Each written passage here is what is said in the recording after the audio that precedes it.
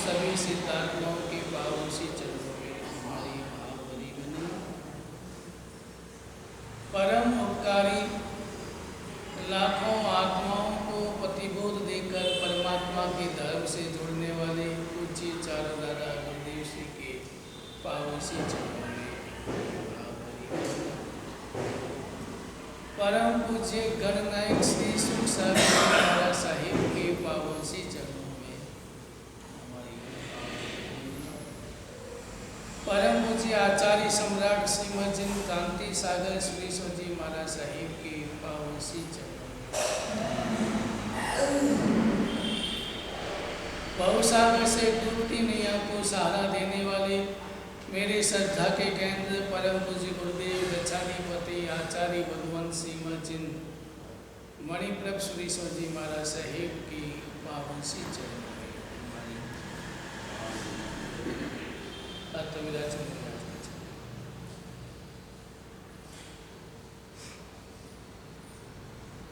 नौपत ओली जी का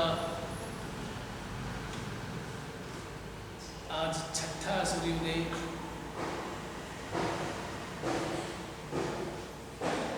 5 दिन तक हमने पंच परमेष्टि की आराधना की, देव तत्व और गुरु तत्व की आराधना की। अत्यंत सिद्ध जो देव हमारे हैं, जो हमारा लक्ष्य है, उस लक्ष्य को बताने वाले, उस लक्ष्य तक पहुंचाने वाले गुरु तत्व की हमने आराधना की।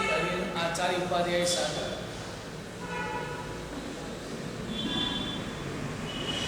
लेकिन ये 5 पद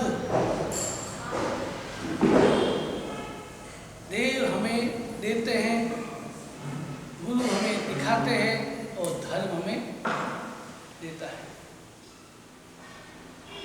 धर्म हमें दिलाता है। तो आज धर्म तत्व की आराधना प्रारंभ और धर्म में भी सबसे पहले दर्शन।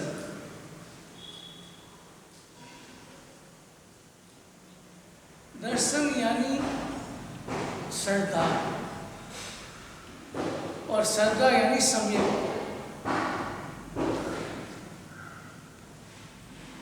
जब तक दर्शन नहीं होगा, जब तक भीतर में श्रद्धा प्रकट नहीं होगी, तब तक सम्यक तो हो नहीं सकता। और सम्यक के अभाव में हम अपने लक्ष्य तक पहुंच नहीं सकते। सम्यक के अभाव में हमारे भीतर में लक्ष्य प्राप्त करने की भावना भी जागृत नहीं हो सकती।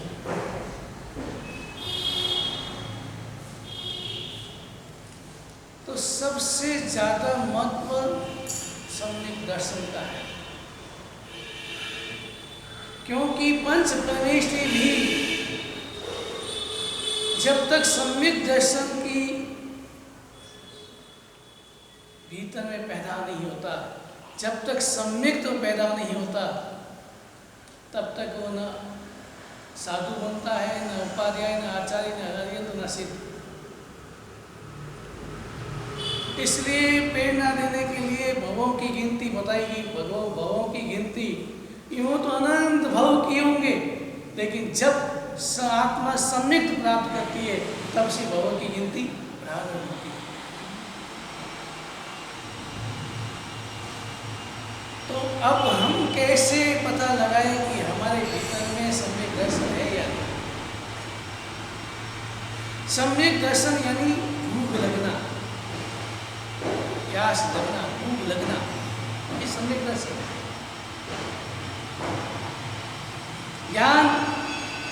ज्ञान आपको भोजन सामग्री का बोध देता है। भोजन सामग्री का बोध ज्ञान देता है और चारित्र उसको ग्रहण करता है। सम्यक दर्शन ज्ञान चाहिए। जब तक भीतर में मोक्ष प्राप्त करने की जिज्ञासा प्रकट नहीं होती, मोक्ष पद पर श्रद्धा जागृत नहीं होती, तब तक हम कितनी ही क्रिया कर लें, कितनी ही तपस्या कर लें, अभव्य आत्मा उसको कितने तत्वों तक सदा रहती है? कितने तत्वों? 8 तत्वों पर सदा रहती है, लेकिन मोक्ष पद नहीं रहती। तो कितनी ही दीक्षा ले लेते हो, कितनी ही क्रिया करते हैं, और उनकी क्रिया से दूर से लोग उसकी क्रिया से बोध प्राप्त करके सही होने के मोक्ष को प्राप्त कर लेते हैं, लेकिन खुद नहीं जा सकते। क्यों? क्योंकि भीतर में मोक्ष के प्रति श्रद्धा।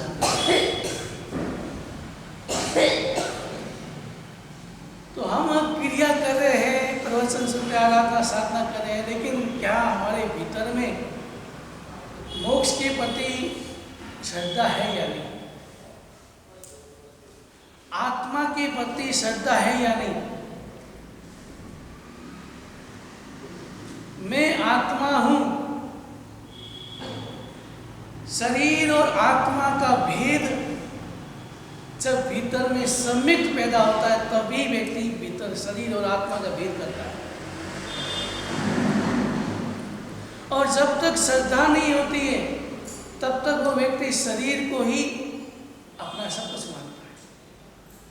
और जो ही श्रद्धा है मोक्ष तत्व के पर, आत्मा पर, तो शरीर को साधन मानता है और साध्य को प्राप्त करने के लिए शरीर का उपयोग करता है। शरीर साधन है और साथ ही हमारे अर्यंत और सिद्ध मोक्ष। तो जो सम्यक आत्मा होती है, तो शरीर को साधन समझ करके तो आत्मा को परमात्मा बनाने के लिए उस शरीर का उपयोग करता है। वो शरीर को इस तरह से रखता है कि मेरा साधन है, ये सीढ़ी है, ये पगथियां हैं, इसके माध्यम से, सीढ़ी के माध्यम से, सीढ़ी के बिना ऊपर पहुंच नहीं सकते मंजिल में। मंजिल में पहुंचने के लिए सीढ़ी का होना नहीं, वाली सीढ़ी के माध्यम से पहुंच सकते हैं। वैसे ही ये शरीर सीढ़ी है और इस सीढ़ी के माध्यम से हमें मंजिल तक प्राप्त होना है। लेकिन सीढ़ी को हमने पड़ाव मान लिया, सीढ़ी पे अटक गए, वहीं बैठ गए, तो क्या मंजिल तक पहुंच पाएंगे? और अब हम अभी वर्तमान में यही कर रहे हैं, सीढ़ी कोई अटक गए, आगे बढ़ने के भाव नहीं आ रहे, वही सीढ़ी में अटक गए, वहीं पर बैठ गए, वहीं सब कुछ है, बस उसी में उलझ गए।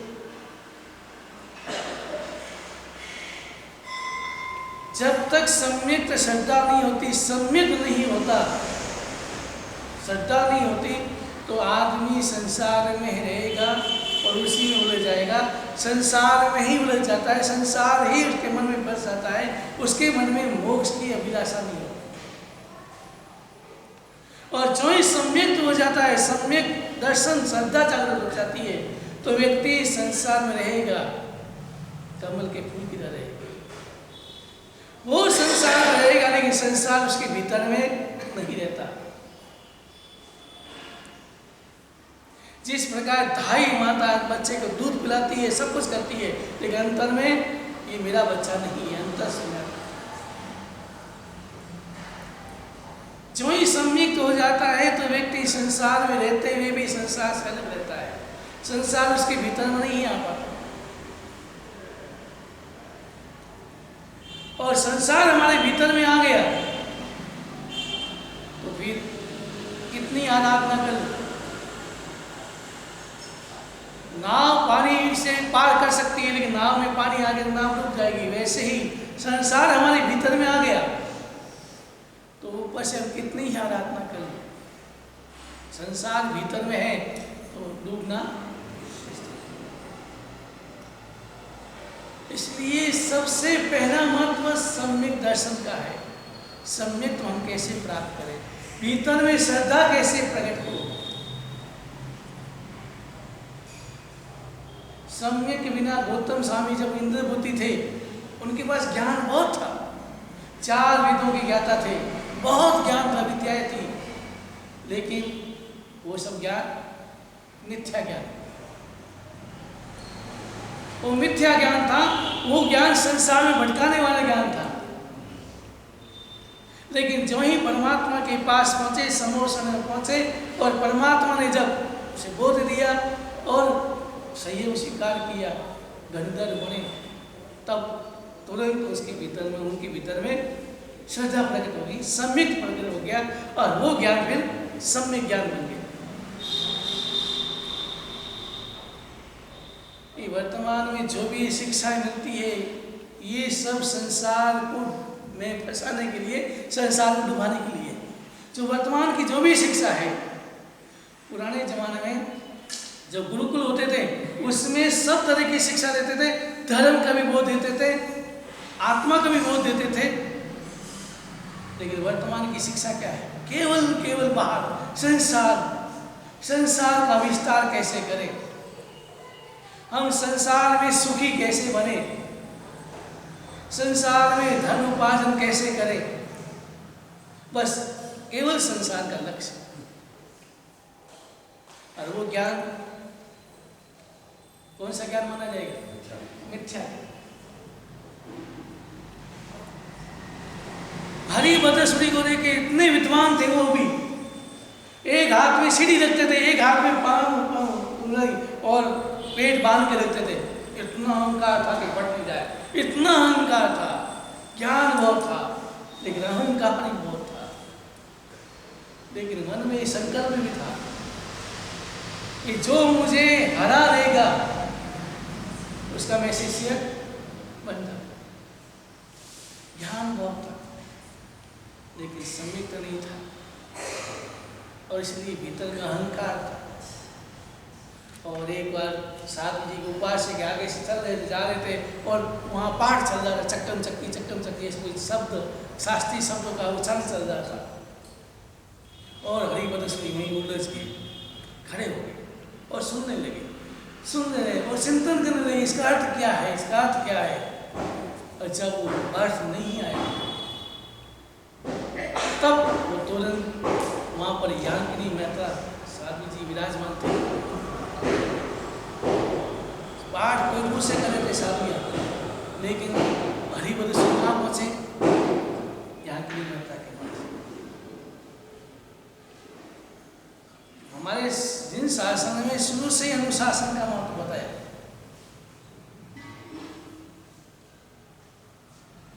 अनुशासन यानी जो वडील होते हैं, बड़े होते हैं, उनसे ही उनकी जिज्ञासा या उनके पास जाके वार्तालाप करना। तो याकिनी मेहता के पास गए, याकिनी मेहता ने भी अपने मुंह से नहीं बताया कि नहीं मेरे यहाँ गुरु महाराज विराजमान है। उन्होंने गुरु महाराज के पास भेजा, और जब गुरु महाराज ने उनको बोल दिया, बताया, समझाया, तब उनके भीतर में अहंकार समाप्त हो गया और उनके चरणों में समर्पित हो गया। फिर उनका ज्ञान सम्यक ज्ञान हो गया, और फिर उन्होंने शासन की प्रवानना की, 1444 ग्रंथों की रचना।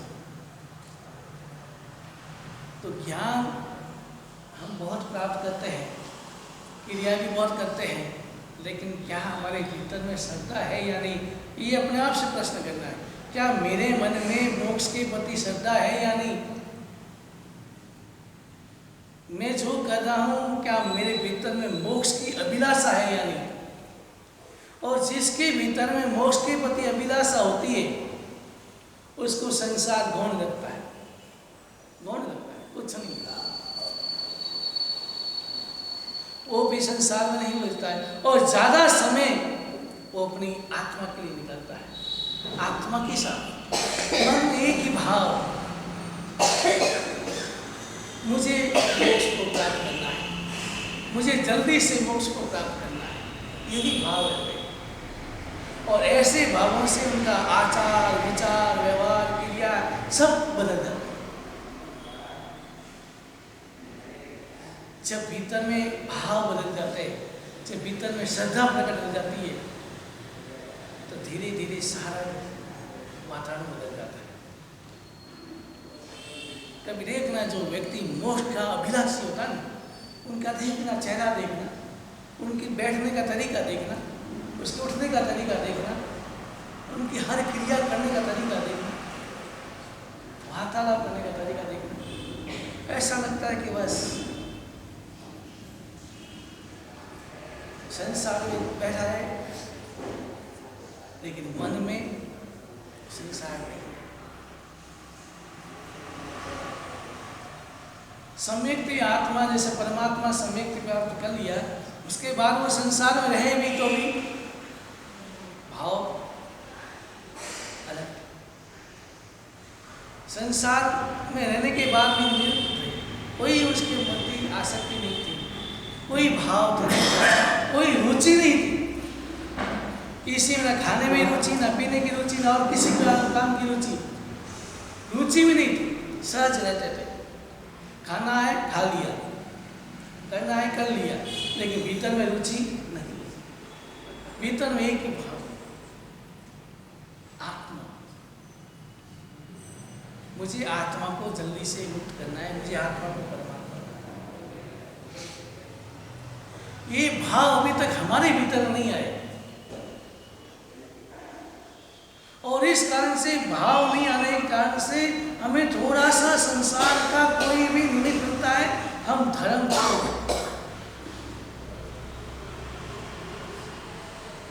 छोड़ देते हैं, उस संसार में मत हो देते हैं।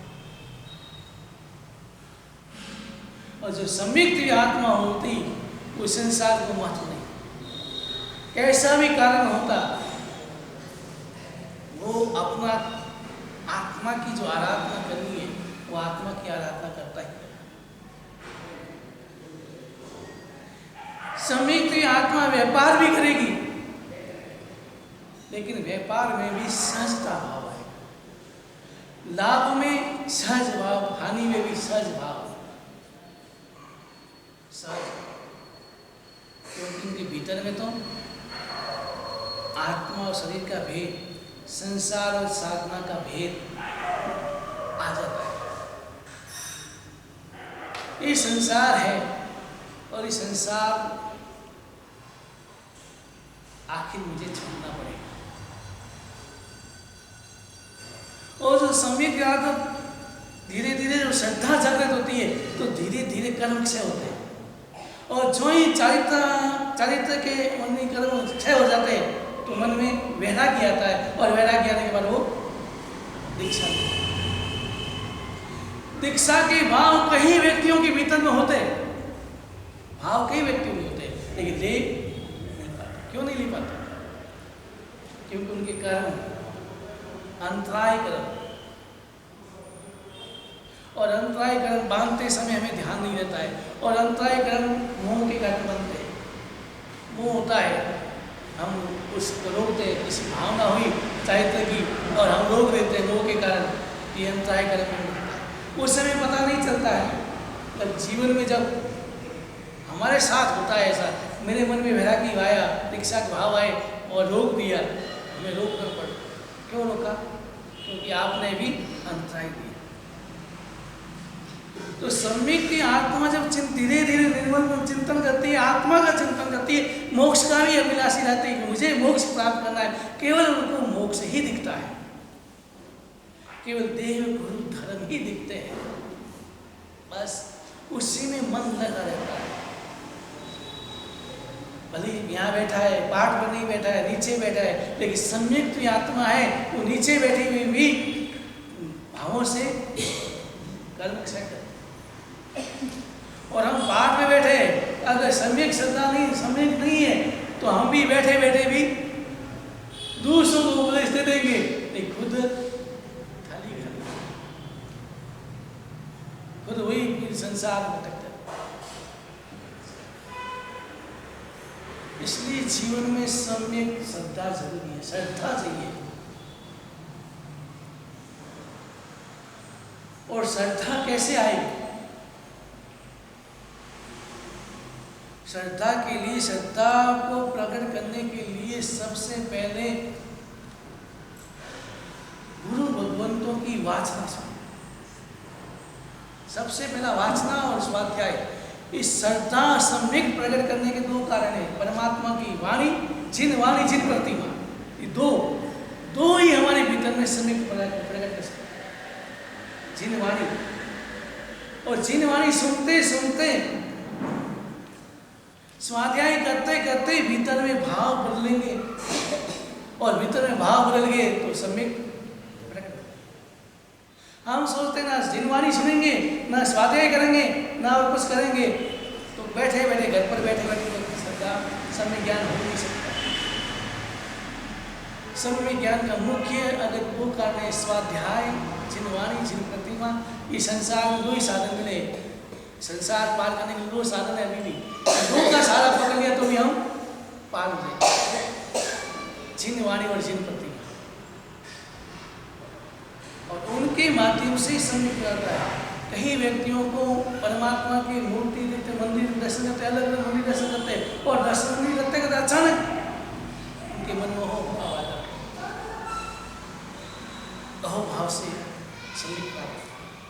भगवान वहां ने केवल भाव से, उल्लास से आहार में रहे तो भी सम्यक प्राप्त करते। तो अहोभाव कैसे प्रकट हो? परमात्मा की पूजा करते करते भीतर में अहोभाव कैसे प्रकट हो? श्रद्धा, उल्लास, उमंग कैसे पैदा हो? और इसलिए हम बोलते हैं मन प्रसन्नता में दीपू जी, माने मन की प्रसन्नता। परमात्मा की पूजा करने से मन की प्रसन्नता बढ़ती है, और ये मन की प्रसन्नता ही सम्यक प्राप्त करने में निमित्त हो जाती है। मन में अहोभाव, उल्लास आ जाता है, क्या परमात्मा है, और परमात्मा के प्रति भाव कि परमात्मा आपने मेरे साथ वार्तालाप करता है, आपने मेरे साथ अच्छा नहीं किया, आपने मुझे धोखा दिया, मुझे यही छोड़ दिया और खुद मोक्ष में पहुंच गया। वार्तालाप करते करते चिंतन होता है, फिर भाव आता है, ये तो वितरागी है। परमात्मा ने तो मन पर विजय प्राप्त करके मोक्ष प्राप्त कर लिया, मैं गुलाम बन गया। मैं भी तक मन का गुलाम हूँ। जब तक मैं मन का गुलाम हूँ, शरीर का गुलाम हूँ, इंद्रियों का गुलाम हूँ, तब तक मैं मोक्ष को प्राप्त कर नहीं सकता। तब बोध मिलेगा कि मैं मन का गुलाम हूँ, मैं इंद्रियों का गुलाम हूँ, मैं शरीर का गुलाम हूँ, मैं संसार में उलझा हुआ हूँ।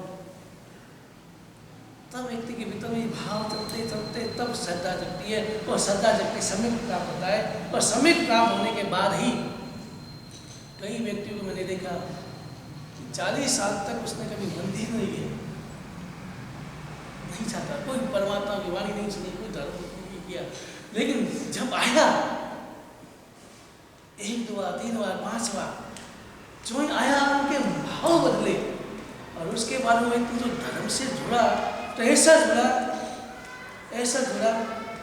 अभी जो एक दीक्षा हो रही है, वो व्यक्ति कभी भी साधु भक्तों के पास कभी नहीं गया, कभी मंदिर नहीं, केवल ऐसा शौक मौज में उलझा हुआ। लेकिन कोई ऐसा सहयोग जमा, परमात्मा के मंदिर जाए, गुरु भगवंत के पास गया, गुरु भगवंत की वाणी सुनी, उपदेश सुना, और मन के भाव बदल गए। और मन के भाव बदले ऐसे बदले कि संसार नहीं है, मुझे मेरी आत्मा की साधना करनी है, और आत्मा को मोक्ष प्राप्त करने के लिए मुझे सहयोग तो लेना ही पड़ेगा। और उस व्यक्ति के मन भाव बदले, आज भी दीक्षा लेना। तो कैसी है? और कई व्यक्ति ऐसे होते हैं कि कितनी बार पूजा कर लेते हैं, मंदिर हो जाते, मंदिर जाते पांव घिस जाते, लेकिन भाव नहीं बदलते, भीतर में अहोभाव नहीं आता, भीतर में श्रद्धा नहीं जगती। कितनी आसन फाड़ दिए समय करते करते, लेकिन भीतर में समता नहीं आई। तो क्रिया का महत्व नहीं है। जब तक सम्यक श्रद्धा नहीं जगती, कितनी ही क्रिया के लिए मोक्ष मिलने वाला। शास्त्र का स्पष्ट कहते हैं, क्रिया तो व्यक्ति बहुत करता है, अभवी आत्मा भी क्रियाएं बहुत करता है, लेकिन श्रद्धा क्या भाव में वो मोक्ष नहीं जा सकता। इसलिए अपने आप से कभी एकांत में बैठ के विचार करना, क्या मेरे मन में, मेरे अंतर में क्या परमात्मा के प्रति, परमात्मा की वाणी के प्रति श्रद्धा है या नहीं? क्या मैं ऐसे ही सोचता हूँ परमात्मा जैन धर्म तो ऐसा नहीं करना, वैसा नहीं करना, वो नहीं खाना, वो नहीं खाना, बस इसी में रहता है। अगर ऐसे भाव आए तो संसार बढ़ेगा घटेगा? बढ़ जाएगा। लेकिन श्रद्धा जगी, भले मैं कर नहीं पा रहा हूं, मैं छोड़ नहीं पा रहा हूं, लेकिन सही तो नहीं।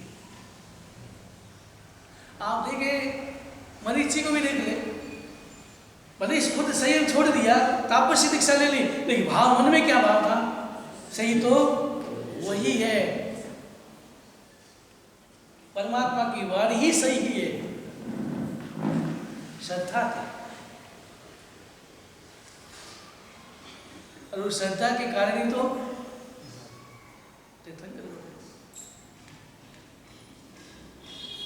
तो हम भले कर नहीं पाते, लेकिन मन में श्रद्धा तो रखें कि नहीं, वास्तव में सही तो यही है। परमात्मा की वाणी, परमात्मा का धर्म, परमात्मा की देशना, परमात्मा की प्रतिमा, यही मेरे लिए मोक्ष का माध्यम। अगर मैंने इसको पकड़ लिया, उसका सहारा ले लिया, तो धीरे धीरे मोक्ष की ओर आगे बढ़ जाएगी। और इनका सहारा लिया नहीं, केवल बैठ गए, सहारा पकड़ा नहीं, खाली बैठे, तो एक झटका आएगा, पकड़ना मजबूती से। परमात्मा की श्रद्धा ऐसी मजबूत हो कि कैसी भी स्थिति आए, सम्यक्त आत्मा होगी तो कैसी भी स्थिति आएगी, अनुकूल प्रतिकूल, उनके मन में राग द्वेष भाव नहीं आ सकता, भाव नहीं आएगा। कोई चाहे गाली देगा तो भी सहज, और कोई उसका प्रशंसा करे तो भी सहज, सम्यक्त आत्मा सहज है। तो हम चिंतन करें अपने बारे में। आज सम्यक दर्शन की हम आराधना करें, धर्म की आराधना प्रारंभ है, क्योंकि दर्शन ऐसा है कि दर्शन के बिना ना तो ऊपर निर्मल बन सकते हैं ना नीचे। श्रद्धा के बिना ज्ञान भी निर्मल नहीं बन सकता, चारित्र भी निर्मल नहीं बन सकता, और तब भी निर्मल नहीं बन सकता। दर्शन नींव है, और जब नींव मजबूत हो जाए तो फिर मैल आराम से टिक जाता है, बढ़ जाता है। अगर नींव मजबूत नहीं है, आपने मैल कितना ही सुंदर बना लिया, लेकिन नींव मजबूत नहीं है तो एक बरसात होगी, तूफान आएगा, धराशायी हो जाएगी।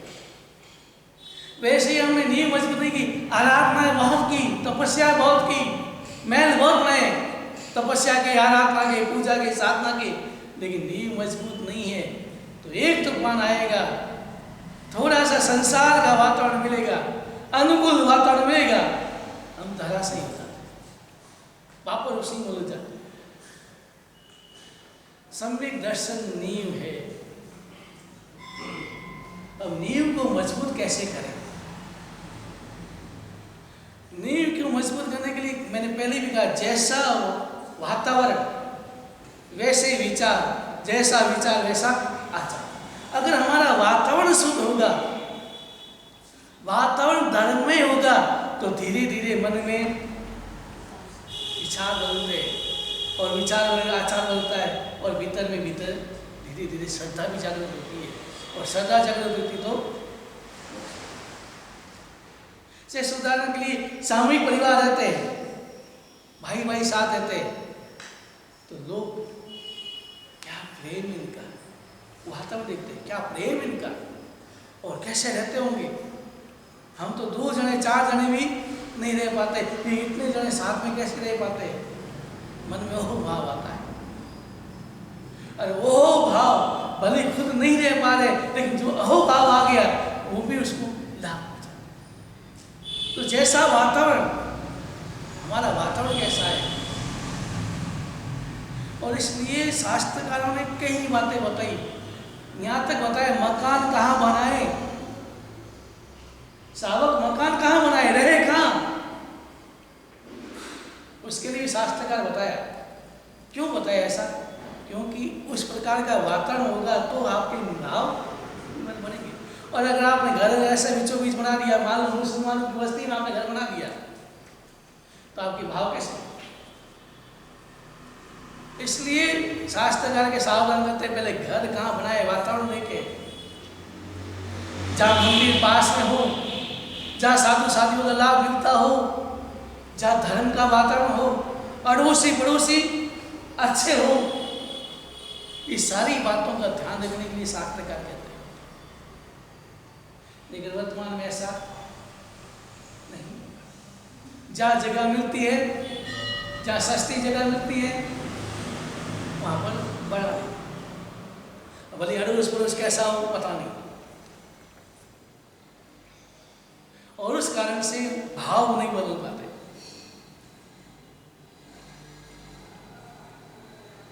तो जैसा वातावरण, अब घर में भी हम रहते हैं, घर का वातावरण कैसा है, हम बच्चों के सामने, हर व्यक्ति के सामने हम कैसे प्रदर्शन आते हैं, पेश कैसे आए, कैसा हमारा आचरण हो। एक दूसरे के आचरण को देख के भी भाव निर्मल बनते हैं, और एक दूसरे के भाव देख कर ही भाव कुटिल बन जाते हैं। भाव और एक वातावरण का असर होता है, उसको आभामंडल कहते हैं। आभामंडल का असर होता है। हमारे पास कौन है? अगर हमारे पास संस्कारी व्यक्ति आता है, भाव निर्मल है उसके भाव, और वो आता है तो उनके पास उसको देखते ही मन में हो भाव आता है, प्रसन्नता के भाव आ जाते हैं, और उससे बात करने का भाव आता है, इससे बात करूँ करता ही नहीं। और एक व्यक्ति ऐसा आता है, उसको देखते ही कहाँ से आते, एक मन में उथल पुथल हो जाती है, क्योंकि उसके भाव, उसका ओरा सही नहीं, भाव विचार सही नहीं, और विचारों से ही ओरा बनता है। और एक बार जो व्यक्ति ज्यादा विचार करते रहते हैं, उसके शरीर में, पसीने में, शरीर में बदबू पैदा होती है, बदबू आई। जो व्यक्ति तरह तरह के इधर उधर के विचार करेगा, वो उसके भीतर भले बोलेगा नहीं, लेकिन विचार करने से आप देखना उसके शरीर में भी उसका आभामंडल ऐसा बन जाता है। तो हमारे भाव निर्मल बने, इसलिए सबसे पहले उनका आस पास का वातावरण शुद्ध बने, वातावरण शुद्ध बनेगा, और वातावरण शुद्ध बनेगा तो अपना विचार शुद्ध बन जाएगा, और विचार शुद्ध बनेगा तो आचार अपना स्वतः ही बदल जाएगा। तो सम्यक दर्शन प्राप्त करने की 3 बातें, पहले सबसे पहले वातावरण सुधारना, निर्मल वातावरण ऐसा बनाओ कि हमारे विचार बन जाए, और विचार से बनेगा आचार से बन जाए। इसलिए धर्मशाला में आराधना करने के लिए धर्मशाला बनाई, धर्म की आराधना करने के लिए, और एक घर में समय करो और एक यहाँ समय करो, लाभ ना लाभ होता है। और एक जगह में पढ़ा कि जो व्यक्ति धर्म के स्थान में आराधना होती स्थान है, फिर भी अगर घर में आराधना करता है, पढ़ा है सही गलत नहीं, जो आराधना करता है उसको भोग में आगे शासन नहीं मिलता, संग नहीं मिलता, संग के दर्शन नहीं होते। इसलिए आराधना भवन, हम आराधना भवन बनाते हैं कि धर्मशाला इसलिए बनाते हैं कि हम यहाँ पर, और यहाँ का जो वातावरण है वो एक वातावरण का भी असर पड़ता है। आप घर में समय के लिए तो भी मन थोड़ा सा भी, कोई अगर बर्तन गिर गया, माँ जी समय के लेके बैठी है, अगर बर्तन गिर जाए तो मन स्थिर नहीं पाता, उठन पुठन हो जाते, क्या टूट गया, क्या गिर गया, मन वहाँ चला जाता है। तो वातावरण देखते हैं, जो वातावरण हमारे विचार वैसे बनते। और यहाँ अगर धर्म आराधना करते हैं, धर्मशाला में कोई वातावरण नहीं, एकदम शुद्ध वातावरण हो, इधर उधर की कोई बात नहीं, वहाँ अगर हम धर्म आराधना करते हैं तो हमारे मन विचार बदलते हैं, विचार शुद्ध बनते हैं। इसलिए सामूहिक आराधना का भी महत्व होता है। जो सामूहिक आराधना करते हैं कि अगर एक व्यक्ति भी भव्य है, मतलब जिसको समिति आत्मा, एक समिति आत्मा है, अगर उनके पास हम बैठते हैं और आराधना साथ में करते हैं तो धीरे धीरे हमारे भीतर विचार बनते हैं और श्रद्धा प्रकट हो जाती है, हम भी समिति प्राप्त कर सकते हैं। इसलिए धर्म का वातावरण, सम्यक दर्शन बहुत जरूरी है। और सम्यक दर्शन के अभाव में ना तो हम चरित्र ग्रहण कर सकते हैं, ना हमारा ज्ञान निर्मल बन सकता है, ना हम अरे सिद्ध आचार्य उपाध्याय साधु कुछ भी नहीं बन पाता। पहली सीढ़ी है दर्शन। पहली सीढ़ी अगर नहीं पार की, पहली सीढ़ी में प्रवेश नहीं किया तो आगे बढ़ नहीं पा। तो इसलिए इस सम्यक दर्शन का बहुत महत्व होता है। उदाहरण के लिए एक व्यक्ति ऐसे नगरी में पहुंच गया जहां पर गाय नहीं था, दूध नहीं था, दूध के बारे में समझते ही नहीं थे। तो उस व्यक्ति ने सोचा व्यापार में था, गाय मेरे को रोज दूध चाहिए, तो एक गाय साथ में, पुराना जमाना था, जहाज में गाय भी साथ में ली। अब उस नगर में पहुंचा जहां उसको व्यापार करना था, तो वहां पहला नियम था कि राजा की अनुमति लेना और राजा को खुश करना। तो उसने सोचा मैं राजा के खुश करने के लिए क्या ले जाऊं। तो विचार किया, मारवाड़ी था, विचार किया यहाँ दूध नहीं मिलता है। तो उसने दूध गर्म किया, केसर डाली, पिस्ते डाल के, शानदार खुशबू, और इसमें एक चांदी के पन्नी में भर करके वो राजा के पास गया। राजा ने देखा ये क्या है, ये तरल पदार्थ क्या है।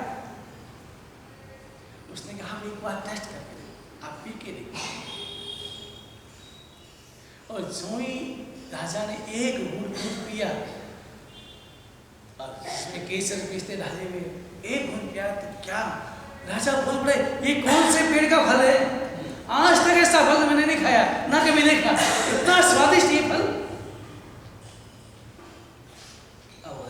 वाह समझ गया कि राजा से खुश है। अब वो कभी कलाकंद बना के ले जाता है, कभी खीर बना के ले जाता है, कभी और कुछ आइटम बना के, दूध के अलग अलग अलग आकार आइटम बना के राजा को पेश करता है और राजा खुश। ऐसा स्वादिष्ट फल कौन है, और ऐसा पेड़ जो अलग अलग फल देता है, पेड़ एक है और फल अलग अलग देता है, आज तक मैंने नहीं देखा। राजा के मन में, और राजा खुश, तुम जो करना है कर, व्यापार करना जो भी करना कर। और मारवाड़ी ने सारा व्यापार किया, जितना समय था, जितना उसको व्यापार करना था पूरा किया। व्यापार पूरा हो गया तो अब जाने की अनुमति मांगने के लिए राजा के पास गया। कहा राजा अब मैं यहाँ से जाना चाहता हूँ। जो ये सुना राजा का चेहरा मुरझा गया कि अरे ये चला जाएगा तो वो मुझे स्वादिष्ट फल कौन खिलाएगा। राजा ने कहा, जो ही चेहरा देखा राजा ने, मारवाड़ी ने समझ गया। तो उसने कहा राजन आप चिंता मत करो, मैं वो पेड़ यहीं छोड़ के जाऊंगा, जो ये फल देता वो पेड़ यहीं छोड़ के जाऊंगा। और उसने गाय वहीं खड़ी कर सौंप दी और वो चला गया। और गाय तो सौंप दी, लेकिन विधि अब राजा दूसरे को लगा दिया पास में गाय के सुरक्षा के लिए, इस पेड़ को सुरक्षा, इसकी कोई तकलीफ नहीं होनी चाहिए, और चांदी के कटोरे लेके खड़े हो कि जो ही फल दे ले। और गाय ने क्या किया, गाय ने किया, जो ही हाथ लिया फल, अरे ऐसा फल तो मैंने कभी देखा ही नहीं। टेस्ट किया, तो ये तो मत कर। फिर थोड़ी बार दूसरा फल अच्छा रहेगा, दूसरी बार माता की पेशाब किया जाएगा, लेकिन ये भी ऐसा कैसा अलग है। थोड़ा टेस्ट किया, ये भी बन। राजा गुस्सा है कि साले ने मेरे साथ धोखा किया। और वो पहुंचे सैनिक उनके पास, वो जानता था शायद मैंने दूध ना तो बताया ही नहीं था। तो गया राजा ने कहते हैं मेरे साथ धोखा किया कि नहीं राजा, देखो विधि बता दो। तो गाय दूध के बताया कि इस तरह से दूध निकाला जाता है, इस तरह से गर्म किया जाता है, इसमें शक्कर डाली जाती है, ऐसा किया जाता है। जब विधि बताई तब राजा, वैसे ही हम क्रियाएं बहुत करेंगे। फल की चाहते हैं, क्या चाहते हैं, मोक्ष का फल चाहते हैं, लेकिन विधि नहीं आई। विधि में श्रद्धा नहीं आएगी तब तो फल मोक्ष भी फल मिलने वाला फिर कचरा ही मिलेगा। संसार का पुण्य हल्का सुख दुख मिल जाएगा। संसार के सुख के साधन मिल सकते हैं लेकिन मोक्ष भी फल नहीं मिल सकता। तो आज का विषय यही, आज का जो पद है बड़ा महत्व का पद है। पंच परमेष्टि के पद से भी ये महत्व का पद है। पंच परमेष्टि भी इस पद को प्राप्त किए बिना पंच परमेष्टि भी स्थान प्राप्त नहीं कर सकते। तो हम भी ऐसी श्रद्धा प्रकट करें, ऐसा वातावरण बनाए, ऐसे मन को निर्मल बनाए, मन के विचारों को निर्मल बनाए और मोक्ष की अभिलाषा भीतर में प्रकट करें और मोक्ष के प्रति श्रद्धा। बस मोक्ष, ये शरीर मेरा साधन है और मुझे साधन का उपयोग करके, साधन का सहारा लेके मोक्ष तक पहुंचना है। ये भाव प्रकट हो। प्रजापाल राजा घूम रहा था और अचानक नजर घूमते घूमते एक झरोखे पर पड़ी और उस झरोखे में मैना संधि और सिपा बैठे।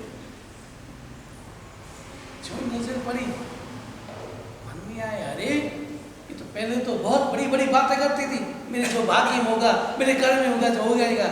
और जो घोड़ी के साथ हाथ पकड़ाया, सारी हेडलाइन निकल गई, इसको छोड़ दिया, दूसरी युवक के साथ बैठ। भीतर में कि मेरे कुल को इसने कलंकित कर दिया। भीतर में आक्रोश है और आक्रोश लेके नंगी तलवार लेके सीढ़ियां चढ़ने लगे। संयोग से उसी समय उसका साला भी हो जो इस जाने को देखा और समझ गया, इसके भाव समझ गया कि आक्रोश में क्यों आए। और साला ने कहा, जय जिनेंद्र, आप आइए मेरे पास, मेरे रूम में, मेरे महल में चलिए। वो राजा साला की बात मान के राजा के साले के साथ चले जाते हैं, महल में पहुंचते हैं और साले ने सारी सिपाल मैंने सिंह की स्टोरी बताई और कहा, राजा जो आपकी लड़की जो कर्मवाद पर श्रद्धा रखती थी, जो धर्म पर श्रद्धा रखती थी, उसका ये परिणाम कि शरीर का रोग दूर हो गया, शरीर स्वस्थ हो गया। इसने नौपद की आराधना की, श्रद्धा से की। नौपद की आराधना हम भी करते हैं, वही विधि है, वही आराधना है, वही अमीर है, लेकिन अगर भाव नहीं है, श्रद्धा नहीं है, श्रद्धा के अभाव में कितनी ही वही कर लो। लेकिन उन्होंने श्रद्धा से की और मन में आकांक्षा नहीं थी, कोई अभिलाषा नहीं, कोई आकांक्षा नहीं थी, कोई डिमांड नहीं थी कि मैं ये करूँ इसलिए करूँ मुझे ये मिलेगा। कोई मन में भाव नहीं, केवल आत्मा के भाव, मुझे मेरी आत्मा को परमात्मा बनाना है, वही अभिलाषा। और उस अभिलाषा से ही मन के अंदर मैंने समझ के मन में कोई भाव नहीं आया कि कुंभ राणा कोड़ गया, ये कोड़ी है, या शरीर बीमार है, कि मैं ऐसी आराधना करूं, कि मैं परमात्मा से प्रार्थना करूं, इसका कोड़ दूर हो जाए। मन में जरा भी भाव नहीं। और हम तो जरा सा भी दुख आ जाए, थोड़ी सी तकलीफ आ जाए, थोड़ी सी विपरीत स्थिति आ जाए, मंदिर में भी परमात्मा से, हे परमात्मा मेरा ये दुख दूर कर दे, परमात्मा मेरे जीवन में शांति बना दे। और हमारे पास में आके यही कहेंगे, परमात्मा गुरु महाराज बहुत जीवन में अशांति, बहुत परेशानियाँ आए, कुछ आप करो, कुछ मंत्र दो, कुछ धागा दो, कुछ ताबीज दो। हमारे पास क्या? क्यों? क्योंकि मन में अभी तक दर्शन प्रकट नहीं हुआ, श्रद्धा प्रकट नहीं हुई, आत्मा के प्रति, मोक्ष के प्रति श्रद्धा के भाव नहीं जागृत हुए और मोक्ष के प्रति अभिलाषा नहीं है, वो संसार को ही महत्व दे रहा है। और इस कारण से थोड़ी सी संसार की स्थिति आती है और हम तुरंत इसमें हो जाते हैं देव गुरु धर्म की आराधना में, उसमें भी संसार की आराधना करते। मैंने सुन के मन में भाव लेते और उसने अपने जीजा को, प्रजापाल को सारी स्टोरी बताई कि इस प्रकार उन्होंने निर्मल भावों से आराधना साधना की और इसका कोढ़ रोग दूर हो गया। और आज भी कोढ़ रोग दूर होने के बाद भी उन्होंने धर्म छोड़ा, तो थोड़ा सा सुख मिल जाए, दुख आए, भगवान याद आएंगे, साधु संत याद आएंगे, और जो ही दुख मिट गया, व्यापार धंधा अच्छा चलने लग गया, संपत्ति मिल रही है, ऐसा आराम की जिंदगी जी रहे, तो उस समय में धर्म के भाव समाप्त हो जाते हैं, भगवान को भी भूल जाते हैं। इसी प्रकार की आराधना करें। और जो ही प्रजापाल ने सुना, और उससे पहले वो साले ने कहा कि मेरे साथ करो, तो भी वो आगे गए, और जो ही आगे गए मैंने से देख लिया और दोनों एक साथ जन्म में चले। आप देखना, व्यक्ति कितना भी क्रोध में हो, अगर व्यक्ति उसके चरणों में गिर जाए तो वो कितना भी क्रोधी होगा, उनके हाथ अपने आप से सामने वाला क्रोध में हो तो भी उसके साथ अगर नम्रता का व्यवहार करे, शालीनता का परिवेश आए, तो उसका क्रोध दिखेगा, उसका क्रोध भी तो जो ही दोनों झुके, दोनों वज्रपाल का हाथ सिर पर चला। और बाद में जब साले से ही बातें सुनी तो मन में क्या प्रकट हुआ? दर्शन प्रकट, श्रद्धा प्रकट हुई। धन्य है तुम्हारा धर्म, धन्य है तुम्हारे धर्म के प्रति श्रद्धा, धन्य है तुम्हारा ये विचार, धन्य है तेरी शिक्षा, धन्य है तेरे संस्कार। सही धर्म यही है, सही धर्म तो यही है। और उनके भीतर में भी धर्म के प्रति श्रद्धा जगत हो। ओ वाह भाई, आंखों में आंसू बहने लगे कि मैंने अहंकार किया, मैं ही करने वाला, मैं ही कुछ करने वाला, मैं ही सब कुछ करने वाला। मैं, इस मैं के कारण मैंने कितने कर्म किए, कितना इनको अहंकार के कारण मैंने तो उसको दुख में धकेल लिया था। लेकिन इसको धर्म के प्रति श्रद्धा, कर्म के प्रति श्रद्धा, और ये आज इस प्रकार का शरीर का रोग दूर हो गया और आराम से आराम चरणों में गिरने लगा। मैंने सुना कि पिताजी आप ये क्या कर रहे हो? आप मेरे पिता हैं, आपने मुझे जन्म दिया है, आपका उपकार तो मैं जन्मों जन्म तक नहीं चुका सकती। मैं चमड़ी के जूते बना करके भी पहना दूं तो भी उपकार पूरा नहीं होता, चुका नहीं पाता। आप मेरे जन्मदाता हैं। ये चारित्र सुनते कितनी प्रेरणा मिलती है, आत्मा की प्रेरणा मिलती है और व्यवहार की प्रेरणा मिलती है, विचारों की प्रेरणा मिलती है कि कितना माता पिता के जिस पिता ने उसको दुख में धकेल दिया था, कोड़ी के साथ हाथ पकड़ा दिया, उसके प्रति भी कैसे भाव, चढ़ा भी द्वेष भाव नहीं। और अगर पिताजी वर्तमान में जबरदस्ती किसी लड़की की शादी कर दे और अगर थोड़ा दुख आ जाए तो पिता के मन में, उसके मन में पिता के प्रति कितनी गालियाँ निकली, द्वेष भाव है। मेरे पिता कैसे मैंने लेकिन उनको देखे, मेरा समझ को देखे, कोड़ी के साथ शादी के लिए हाथ पकड़ा दिया, फिर भी मन में पिता के प्रति जरा भी द्वेष भाव क्यों नहीं हुआ? क्या चिंतन था? किस कारण से उनके मन में द्वेष के भाव नहीं आए? एक ही बात, मेरे को जो भी मिला मेरे कारण मिला, मेरे कर्मों का परिणाम है। ये तो पिता तो निमित्त है। ये कर्मवाद, एक कर्मवाद की संस्कार, कर्मवाद की शिक्षा रोम रोम में उतर गई और उसमें श्रद्धा जागृत होगी, इसलिए उसके लिए द्वेष भाव है। और ऐसी श्रद्धा हमारे भीतर आ जाए, कैसे भी स्थिति आए, दूसरों को दोष नहीं देगी। मैंने एक बार उदाहरण दिया जेलर का उदाहरण, ये सब जेलर है और जेलर क्या करता है? जज का आदेश का पालन करता है। वैसे ही संसार में सब जेलर है, भाई बहन सब कुछ जेलर है। इधर सजा देती है, सजा जो मुझे मिलती है, आदेश कौन देता है? मेरे ही कर्मराज। तो ये चिंतन अगर भीतर में उतर जाए, अगर ये थोड़ी हमारे भीतर में समझ में आ जाए, तो भीतर में द्वेष भाव, अनुकूलता में प्रतिकूलता में द्वेष भाव नहीं आ सकता। तो मेरा समझ रोम रोम ही कर्मवाद संस्कार उतरे हुए थे, शिक्षा और उसमें श्रद्धा जागृति इसलिए द्वेष भाव नहीं आए। और पिता को कहा नहीं पिताजी आप मेरे पिता तो ये है, मेरे जन्मदाता है, आप ये नहीं करें, मैं आपको करना। रोते रोते कहा बेटी मैंने तो तुझे मेरे साथ अच्छा व्यवहार नहीं किया था, मैंने तुझे ऐसा दुख में धकेला था। मैंने समझा पिताजी आप ऐसा विचार, आपने कुछ नहीं किया, जो भी हुआ मेरे साथ मेरा ही कर्म का, मेरा ही परिणाम। मैंने पूर्व भाव में कोई ऐसा काम किया था, इस कारण से ये वर्तमान मुझे ऐसा मुझे मिला।